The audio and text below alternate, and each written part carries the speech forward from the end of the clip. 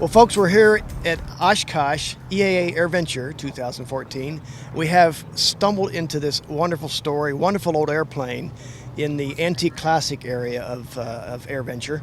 And we're sitting here with a wonderful gentleman who has brought an airplane back to life. It's a Fairchild 71 from 1929. This is the first visit for this airplane at Oshkosh. In fact, it's the first time it's flown much more than, I think he said he had 45 hours on the aircraft since its rebirth. And I'd like to introduce Mr. Marlin Horst. Marlin, welcome. Thank you. Yeah. And we want to talk about some of the amazing parts of this story. Now, you found this as part of a collection, and maybe you could start there and tell how you stumbled into this airplane and how you acquired it, and why would you consider such a crazy thing? Well, these kind of things typically don't start, without some anticipation. I've been restoring aircraft most of my life, and I've done all the little airplanes, and I wanted to do something historically unique.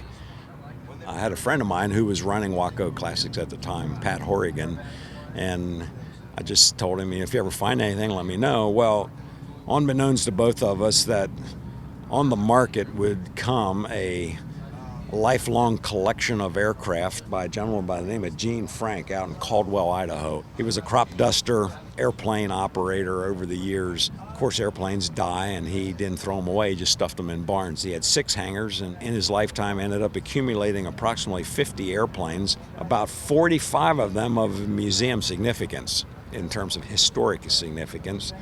So anyways, Pat called me and said, Marlon, I found the perfect project for you. I said, okay, what is it? He said, it's a Fairchild 71. It's the coolest airplane in the world. He was going to try to sell me right from the get-go. He said, I've been dreaming about this airplane all my life. I know about it. I know about its history. There's none of them around. They're all gone. It was the airplane that really made aviation in the North Country become a profitable reality because it was a freighter. How much is the useful load on this airplane? Well, this plane weighs 3650. It carries 900 pounds of fuel. What is that, like 1,100 pounds of usable load? Now, if I was going to be a freight hauler, I would have built it about 500 pounds lighter. For a personal antique to fly around, I wanted it comfortable, plus I wanted it to be nice. So it's probably got an extra 100 pounds of paint on it that it doesn't really need. So in 2005, we brought the project from Idaho to Battle Creek, Michigan. We did the frame in Battle Creek. We replaced 33 tubes in the frame and epoxy primed it, and did the inventory of all the parts, figured out what we had and what we didn't have, and then loaded everything and brought it to Pennsylvania. I put it in one of the plant buildings that had some space in it and put a number of my guys on it. We're in the high-end millwork and case good business for the wealth market throughout the U.S. So we went to work and we built a pair of wings and we formed a fuselage and took all the structural parts and went through all the testing procedures and found out what we needed to replace and what we could use. And we got a number of material substitutions for critical pieces where the original materials weren't available that we could discover through some history. We were able to accumulate quite a number of drawings of the various Fairchilds that were produced during that era that we could discover some of the materials that were used, particularly like wing pins and that type of thing. And you said the engine is now a R985 Pratt Whitney. The predecessor to the 985 was the Snapcap 1340. That engine was better than any other engine at that point, but once the Junior was developed, everything went down. Yeah, it's a great engine. And you said this took you 13,000 hours roughly to refinish in the course of 7 years? It was really about 6 years, the project length. We didn't really keep track of it, but I had a full-time mechanic on it for 5 years. And we divided up projects. I did all the cover work, I did all the paint work, I built the instrument panel, I did all the research, I did a lot of the parts building, special parts, like the seats.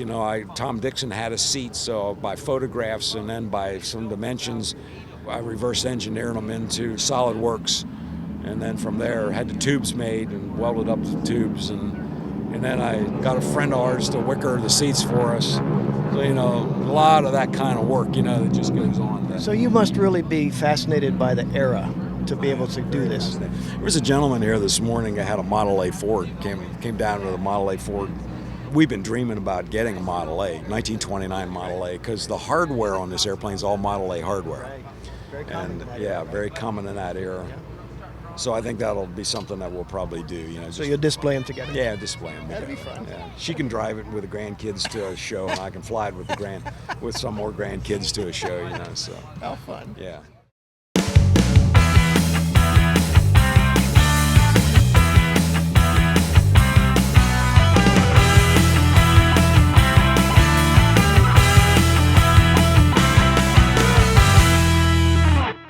Waco Classic Aircraft now offers the Great Lakes 2T1A2. Inspired by the classic YMF 5D, it's smaller but with 180 horsepower, simpler avionics, and fully aerobatic. Waco lets you fly simply for the fun of it. www.wacoaircraft.com. The new TN70 from Trig Avionics combines a WAAS GPS receiver and matching antenna in one convenient and affordable package. It's the smart way to achieve ADS-B out compliance. Contact your approved Trig dealer now. Find out more at trigavionics.com. The aviation industry is far too automated and impersonal. Levels of care, service, and focus on customers have faded. Concierge provides premier customer care, leading our industry on a return to service. Find us at www.concierge.aero. Let me tell you about the flying characteristics of the airplane. Of course, I began to seek out people who I knew, as I learned, would have experience flying it. There's about 3 guys that I know today that have actual experience flying the airplane, and they all told me exactly the same thing. It flies like a big, heavy Super Cub. That's about all they would say, you know. She's heavy, she turns slow, so I figured, okay, well, that's fine. So I got her finished, and it was time to fly her, and so I just taxied her out to the runway. Everything seemed to be in order. I pulled on the runway and brought the power up to about 34 inches of manifold. I didn't know how much I was going to need. Maximum manifold pressure is 38 inches. But I was like, I don't need that much horsepower. So I brought about 34 inches, let her roll down the runway, and before I knew it, she was in the air. So I'm like, okay, well, this is cool. So I flew her. I stayed in the air over the airport for about an hour and watching oil temperature and oil pressure, you know, just making sure that everything's kind of in there and kind of getting a feel for it. I'm like, wow, boy, this thing is heavy. And so I brought her around, lined her up, and landed her. And the other thing they told me was, don't try to wheel land it, just 3-point it. She just likes to land.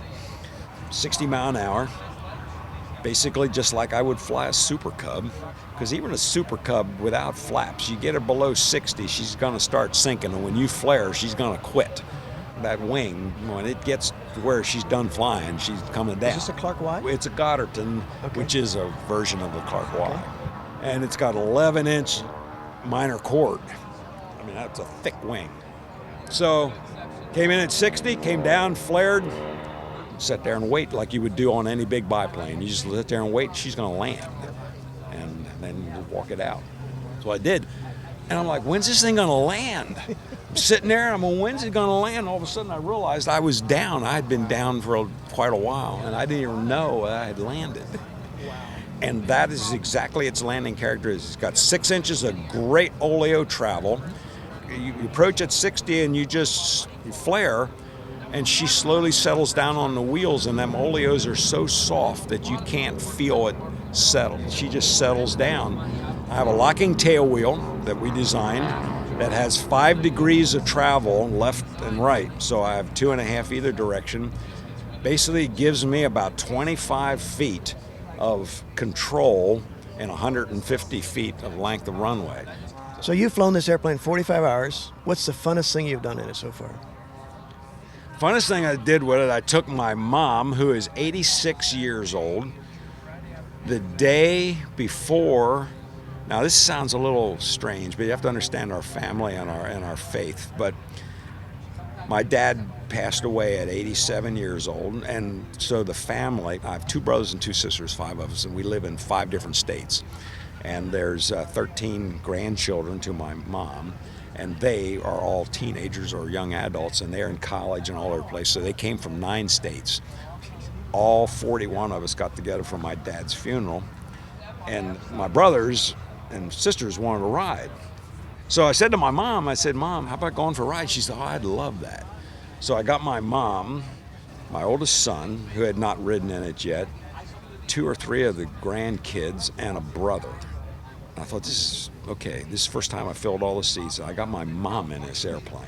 Day before the funeral, I thought, Well, I think I'm ready. So I took them out, and it was a beautiful, beautiful summer evening in Lancaster County, and we flew about 1,000 feet above the ground, pattern altitude kind of. Gorgeous, gorgeous evening. Well, it's a flight I'll never forget. I actually have a picture of my mom sitting in the center seat, smiling.